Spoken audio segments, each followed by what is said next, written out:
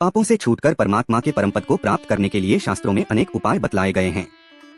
दयामय महर्षियों ने दुखकातर जीवों के कल्याणार्थ वेदों के आधार पर अनेक प्रकार की ऐसी विधियां बतलाई हैं, जिनका यथाधिकार आचरण करने से जीव पाप मुक्त होकर सदा के लिए निर्तिशयानंद परमात्म सुख को प्राप्त कर सकता है। परंतु इस समय कलयुग है, जीवन की अवधि बहुत थोड़ी है, मनुष्यों की आयु प्रतिदिन घट रही है, आध्यात्मिक आधिभौतिक और आधिदैविक तापों की वृद्धि हो रही है, भोगों की प्रबल लालसा ने प्रायः सभी को विवश और उन्मत्त बना रखा है, कामनाओं के अशेष कलंक से बुद्धि पर कालिमा छा गई है, परिवार, कुटुंब, जाति या देश के नाम पर होने वाली विविध भांति की मोहमयी क्रियाओं के तीव्र धार प्रवाह में जगत बह रहा है। देश और उन्नति के नाम पर धर्म, अहिंसा, सत्य और मनुष्यत्व का विसर्जन किया जा रहा है। सारे जगत में कुवासनामय कुप्रवृत्तियों का तांडव नृत्य हो रहा है। शास्त्रों के कथनानुसार युग प्रभाव से या हमारे दुर्भाग्य दोष से धर्म का एक पाद भी इस समय केवल नाम मात्र को रहा है। आजकल के जीव धर्मानुमोदित सुख से सुखी होना नहीं चाहते। सुख चाहते हैं, अटल, अखंड और आत्यंतिक सुख चाहते हैं, परंतु सुख की मूल भित्ति धर्म का सर्वनाश करने पर तुले हुए हैं। ऐसी स्थिति में सुख के स्वप्न से भी जगत को केवल निराश ही रहना पड़ता है।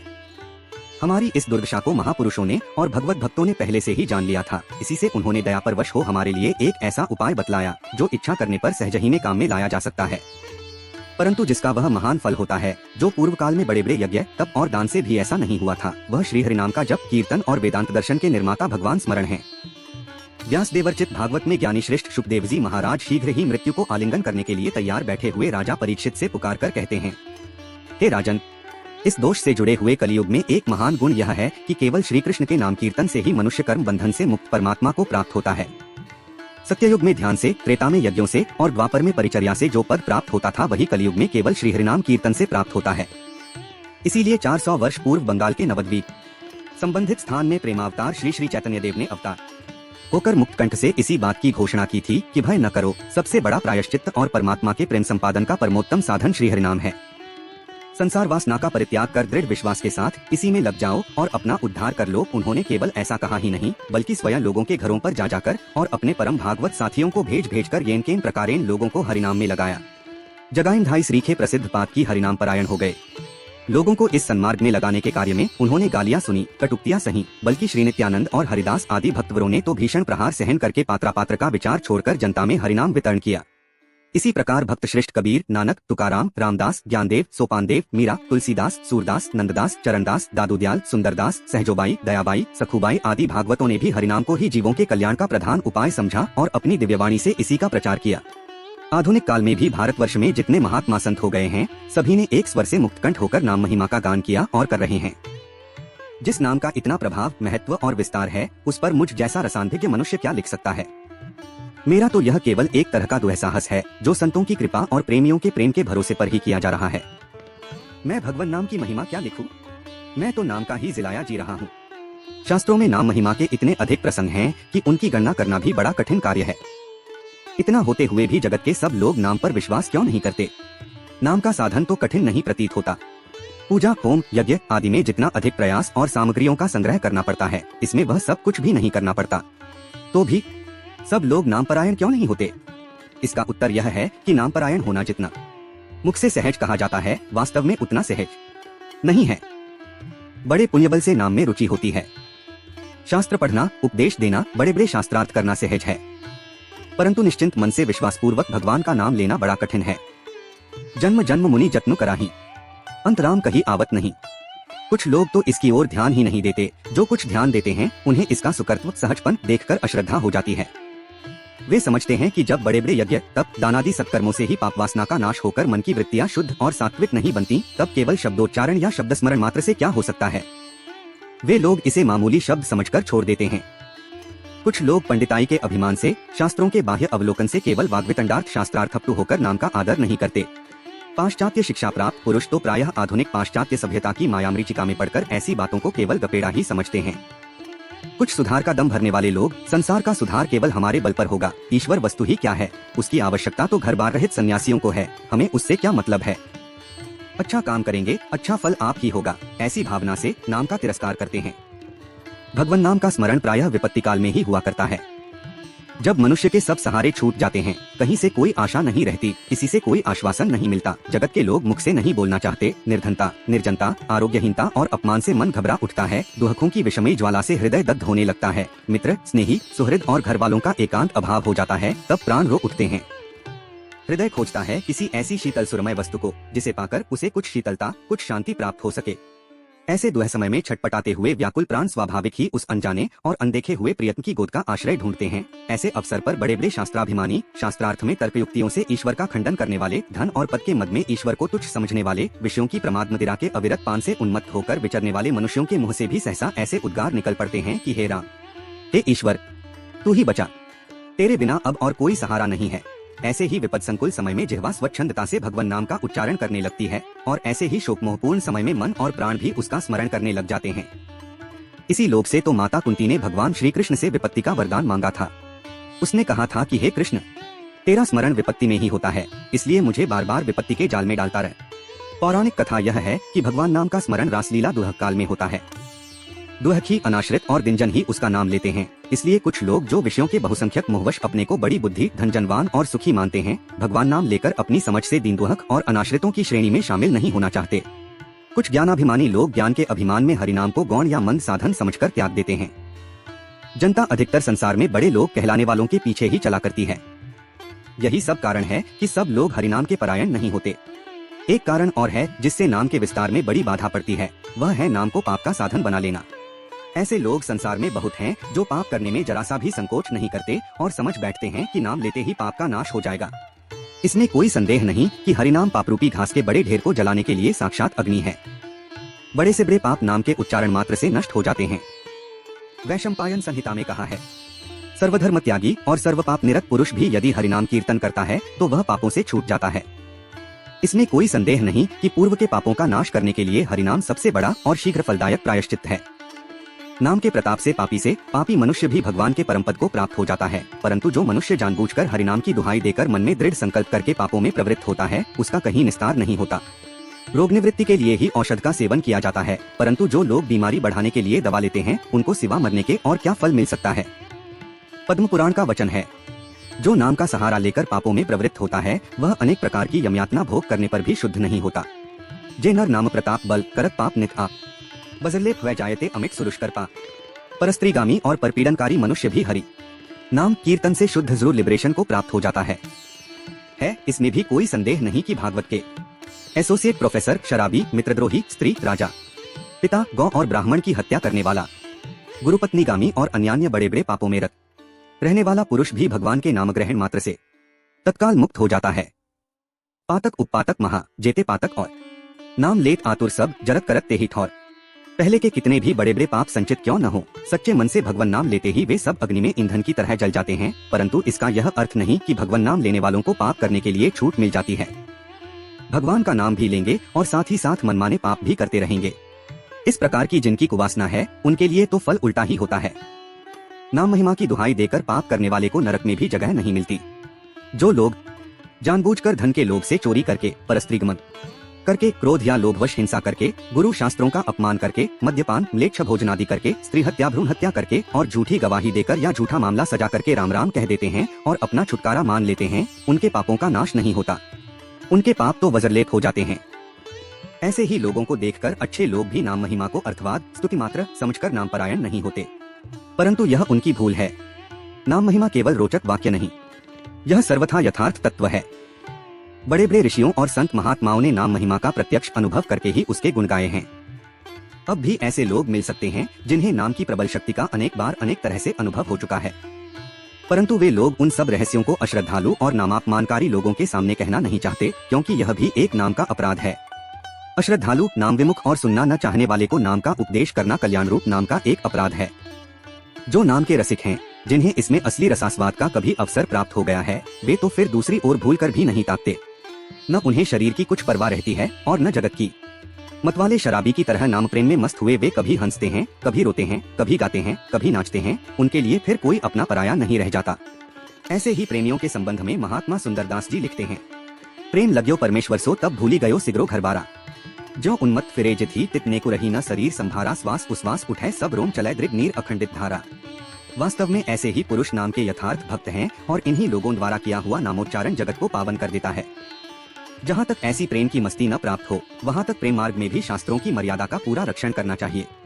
भगवान नारद कहते हैं, नहीं तो पतित होने की आशंका है, अतएव आरंभ में अपने अपने वर्णाश्रमानुमोदित संध्या वंदन, पिता माता आदि की सेवा, परिवार संरक्षण आदि वैदिक और लौकिक कार्यों को करते हुए श्री भगवान नाम का आश्रय ग्रहण करना चाहिए। स्मृति विहित कर्मों के त्याग की आवश्यकता नहीं है, यथा समय और यथास्थान उनका आचरण अवश्य करना चाहिए।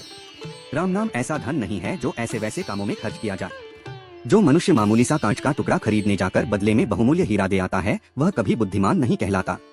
इसी प्रकार जो कार्य लौकिक या स्मृति विहित कर्मों के आचरण से सिद्ध हो सकता है, उसमें नाम का प्रयोग करना राजाधिराज से झाड़ू दिलवाने के समान है, सोने को मिट्टी के भाव बेचने के समान है। अतएव नामच में स्मृति विहित कर्मों के त्याग की कोई आवश्यकता नहीं।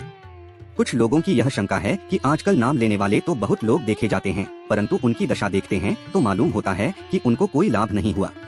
जिस नाम के एक बार उच्चारण करने मात्र से संपूर्ण पापों का नाश होना बतलाया जाता है, उस नाम की लाखों बार आवृत्ति करने पर भी लोग पापों में प्रवृत्त और दुखी देखे जाते हैं। इसका क्या कारण है? इसके उत्तर में पहली बात तो यह है कि लाखों बार नाम की आवृत्ति उनके द्वारा वस्तुतः होती नहीं, धोखे से समझ ली जाती है। दूसरा कारण यह है कि उनकी नाम में यथार्थ श्रद्धा नहीं है। नाम के इस महात्म्य में उन्हें स्वयं ही संशय है। भगवान ने गीता में कहा है, संशयात्मा विनश्यति, इसीलिए उन्हें पूरा लाभ नहीं होता। भजन में श्रद्धा ही फल सिद्धि का मुख्य साधन है। अवश्य ही भजन करने वाले में श्रद्धा का कुछ अंश तो रहता ही है। यदि श्रद्धा का सर्वथा अभाव हो तो भजन में प्रवृत्ति ही न हो।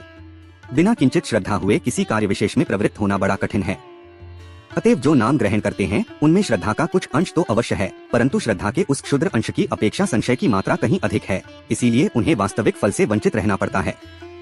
गंगा स्नान से पापों का अशेष नाश होना बतलाया गया है, परंतु नित्य गंगा स्नान करने वाले लोग भी पाप में प्रवृत्त होते देखे जाते हैं, यद्यपि एक बार का भी भगवान नाम हजारों बार के गंगा स्नान से बढ़कर है। श्रद्धा पर एक दृष्टांत। एक समय शिवजी महाराज पार्वती के साथ हरिद्वार में घूम रहे थे। पार्वती ने देखा कि सहस्रों मनुष्य गंगा में नहा नहाकर हर हर करते चले जा रहे हैं, परंतु प्रायः सभी दुखी और पाप परायण हैं। पार्वती ने बड़े आश्चर्य के साथ शिवजी से पूछा कि हे देवदेव, गंगा में इतनी बार स्नान करने पर भी इनके पाप और दुखों का नाश क्यों नहीं हुआ? क्या गंगा में सामर्थ्य नहीं रही? शिवजी ने कहा, प्रिय, गंगा में तो वही सामर्थ्य है, परंतु इन लोगों ने पापनाशिनी गंगा में स्नान ही नहीं किया है, तब इन्हें लाभ कैसे हो? पार्वती ने साश्चर्य कहा कि स्नान कैसे नहीं किया? सभी तो नहा नहा कर आ रहे हैं, अभी तक इनके शरीर भी नहीं सूखे हैं। शिवजी ने कहा, ये केवल जल में डुबकी लगाकर आ रहे हैं। तुम्हें कल इसका रहस्य समझाऊंगा। दूसरे दिन बड़े जोर की बरसात होने लगी। गलियां कीचड़ से भर गईं। एक चौड़े रास्ते में एक गहरा गड्ढा था, चारों ओर लपटीला कीचड़ भर रहा था। शिवजी ने लीला से ही वृद्ध रूप धारण कर लिया और दीन विवश की तरह गड्ढे में जाकर ऐसे पड़ गए जैसे कोई मनुष्य चलता चलता गड्ढे में गिर पड़ा हो और निकलने की चेष्टा करने पर भी न निकल सकता हो। पार्वती को यह समझाकर गड्ढे के पास बैठा दिया कि देखो, तुम लोगों को सुना सुनाकर यूं पुकारती रहो कि मेरे वृद्ध पति अकस्मात गड्ढे में गिर पड़े हैं, कोई पुण्यात्मा इन्हें निकालकर इनके प्राण बचावे और मुझ असहाय की सहायता करे। शिवजी ने यह और समझा दिया कि जब कोई गड्ढे में से मुझे निकालने को तैयार हो तब इतना और कह देना कि भाई, मेरे पति सर्वथा निष्पाप हैं, इन्हें वही छुए जो स्वयं निष्पाप हो। यदि आप निष्पाप हैं तो इनके हाथ लगाइए, नहीं तो हाथ लगाते ही आप भस्म हो जाएंगे। पार्वती तथास्तु कहकर गड्ढे के किनारे बैठ गईं और आने जाने वालों को सुना सुनाकर शिवजी की सिखाई हुई बात कहने लगी। गंगा में नहाकर लोगों के दल के दल आ रहे हैं। सुंदरी युवती को यो बैठी देखकर कईयों के मन में पाप आया। कई लोग कल्जा से डरे तो कईयों को कुछ धर्म का भय हुआ, कई कानून से डरे। कुछ लोगों ने तो पार्वती को यह सुना भी दिया कि मरने दे बुढ़े को, क्यों इसके लिए रोती है? आगे और कुछ भी कहा। मर्यादा भंग होने के भय से वे शब्द लिखे नहीं जाते। कुछ दयालु सच्चरित्र पुरुष थे, उन्होंने करुणावश हो युवती के पति को निकालना चाहा, परंतु पार्वती के वचन सुनकर वे भी रुक गए। उन्होंने सोचा कि हम गंगा में नहाकर आए हैं तो क्या हुआ, पापी तो हैं ही, कहीं होम करते हाथ न जल जाए। बुढ़े को निकालने जाकर इस स्त्री के कथनानुसार हम स्वयं भस्म न हो जाए। सुतरां किसी का साहस नहीं हुआ। सैकड़ों आए, सैकड़ों ने पूछा और चले गए। संध्या हो चली। शिवजी ने कहा, पार्वती, देखा आया कोई गंगा में नहाने वाला। थोड़ी देर बाद एक जवान हाथ में लोटा लिए हर हर करता हुआ निकला। पार्वती ने उससे भी वही बात कही। युवक का हृदय करुणा से भर आया। उसने शिवजी को निकालने की तैयारी की। पार्वती ने रोककर कहा कि भाई, यदि तुम सर्वथा निष्पाप नहीं होगे तो मेरे पति को छूते ही जल जाओगे। उसने उसी क्षण बिना किसी संकोच के दृढ़ निश्चय के साथ पार्वती से कहा कि माता, निष्पाप होने में तुझे संदेह क्यों होता है? देखती नहीं मैं अभी गंगा नहाकर आया हूँ। भला गंगा में गोता लगाने के बाद भी कभी पाप रहते हैं? तेरे पति को निकालता हूँ। युवक ने लपक कर बूढ़े को ऊपर उठा लिया। शिव पार्वती ने उसे अधिकारी समझकर अपना असली स्वरूप प्रकट कर उसे दर्शन देकर कृतार्थ किया। शिवजी ने पार्वती से कहा कि इतने लोगों में से इस एक ने ही वास्तव में गंगा स्नान किया है। इसी दृष्टांत के अनुसार जो लोग बिना श्रद्धा और विश्वास के केवल दंभ के लिए नाम ग्रहण करते हैं, उन्हें वास्तविक फल नहीं मिलता, परंतु इसका यह मतलब नहीं कि नाम ग्रहण व्यर्थ जाता है। नाम का फल अवश्य होता है, परंतु जैसा मंदिर वैसा नहीं होता। दंभार्थ नाम लेने वाले भी दुनिया में पूजे जाते हैं, उनका पापों का नाश भी होता है, लेकिन अनंत जन्मों के वाले संग्रहित और इस समय भी लगातार होने वाला अनंत पाप श्रद्धारहित नाम से पूरे नष्ट नहीं हो पाते। नाम से पूरा फल प्राप्त न होने में श्रद्धा के अतिरिक्त एक और प्रधान कारण है, साधक का सकाम भाव। हम बहुत बड़ी मूल्यवान वस्तु को बहुत सस्ते दामों पर बेच देते हैं। सिर में मामूली दर्द होता है तो उसे मिटाने के लिए राम नाम कहते हैं। 150 रुपयों की कमाई के लिए राम नाम लेते हैं। स्त्री बच्चों की आरोग्यता के लिए राम नाम लेते हैं। मान बढ़ाई पाने के लिए राम नाम कहते हैं। संतान सुख के लिए राम नाम कहते हैं। फल यह होता है कि हम राम नाम लेने पर भी कमाने के साथ ही लुटाने वाले मूर्ख के समान जैसे के तैसे ही रह जाते हैं। चलनी में जितना भी पानी भरते रहो सभी निकल जाएगा। हमारा अंतःकरण भी कामनाओं के अनंत छेदों से चलनी हो रहा है, इसमें कुछ भी ठहरता नहीं। राम नाम का फल कैसे हो? प्यास लगी हुई है, जगत में सुख की पिपासा किसको नहीं है।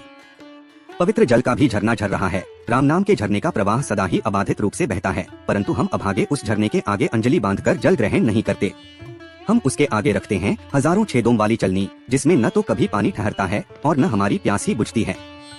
सकाम भाव से लिए हुए नाम से भी नाम के असली फलात्यंतिक सुख से हम इसी प्रकार वंचित रह जाते हैं। प्रथम तो कोई भगवान नाम लेता ही नहीं, और यदि कोई लेता है तो वह सकाम भाव से धन संतान मान बढ़ाई की वृद्धि के लिए लेता है। नियमानुसार फल में जहाँ का था ही रहना पड़ता है, परंतु नाम की महिमा अपार है। इस प्रकार लिए हुए नाम से भी फल तो होता ही है, सकाम कर्म की सिद्धि भी होती है और आगे चलकर भगवत भक्ति भी प्राप्त होती है। जब इन पंक्तियों का क्षुद्र लेखक सकाम भाव से नाम जप किया करता था, तब कई बार उसकी ऐसी विपत्तियां टली हैं जिनके टलने की कोई भी आशा नहीं थी। केवल वे विपत्तियां ही नहीं टली, उसका और फल भी हुआ। नाम में रुचि बढ़ी और आगे चलकर निष्काम भाव भी हो गया। भगवान नाम लेने का अंतिम परिणाम है भगवान में एकांत प्रेम हो जाना। एकांत प्रेम होने के बाद प्रेममय के मिलने में जरा सा भी विलंब नहीं होता है, जैसे ध्रुव को और विभीषण को राज्य की भी प्राप्ति हुई और भगवत प्रेम की भी। इसीलिए शास्त्रों में भगवान जैसे भगवान के दर्शन भी बड़े उत्तम बताए गए हैं। भगवान ने गीता में इसीलिए अर्थार्थी भक्तों को भी उदारता और पुण्यात्मा बताया गया है, और अंत में मद्भक्ता यान्ति मम्पी जैसे सभी प्रकार के भगवत भक्ति करने वाले को अपनी प्राप्ति होती है, क्योंकि सकाम भाव से अन्य संस्था आशा निवारण अन्य सभी शरण त्याग कर केवल भगवान की भक्ति के परायण का भी बड़ा भारी पुण्यों का फल होता है। अतएव सकाम भाव से भगवान के नाम ग्रहण करने वाले लोग भी बड़े पूज्य और मान्य हैं। यहाँ देखें, सकाम भाव की प्रतीकता के कारण नाम के वास्तविक बंध फल नामी के प्रेम की या स्वयं नामी की प्राप्ति में विलाम शामिल होता है। इससे यह सिद्ध हो गया कि नाम से फल तो अवश्य होता है, परंतु अश्रद्धा, अविश्वास और कामना के कारण उसका वास्तविक फल प्राप्त होता है। यदि साधक इस अपने दोष से होने वाली देरी का दोष नाम पर लगाकर उसे अर्थवाद कहता है, तो यह भी उसका अपराध है। नाम के 10 अपराध बतलाए गए हैं। 1. सत्पुरुषों की निंदा। 2. नामों में भेदभाव। 3. गुरु का अपमान। 4. शास्त्र निंदा। 5. हरिनाम में अर्थवाद केवल स्तुति मात्र है ऐसी कल्पना। 6. नाम का सहारा लेकर पाप करना। 7. धर्म, व्रत, दान और यज्ञादि के साथ नाम की तुलना। 8. अश्रद्धालु, हरिविमुख और सुनना न चाहने वाले को नाम का उपदेश करना। 9. नाम का महात्म्य सुनकर भी उसमें प्रेम न करना। और 10. मैं मेरे तथा भोगादि विषयों में लगे रहना। यदि प्रमादवश इनसे किसी तरह का नाम प्रसार हो जाए तो छूटकर शुद्ध होने का उपाय भी पुनः नाम कीर्तन ही है। भूलके के लिए चित्रताप करते हुए नाम कीर्तन करने से छूट मिलती है। नाम पराधी लोगों के पापों को नाम ही हरण करता है। 3 नाम कीर्तन से सभी मनोरथ सिद्ध होते हैं।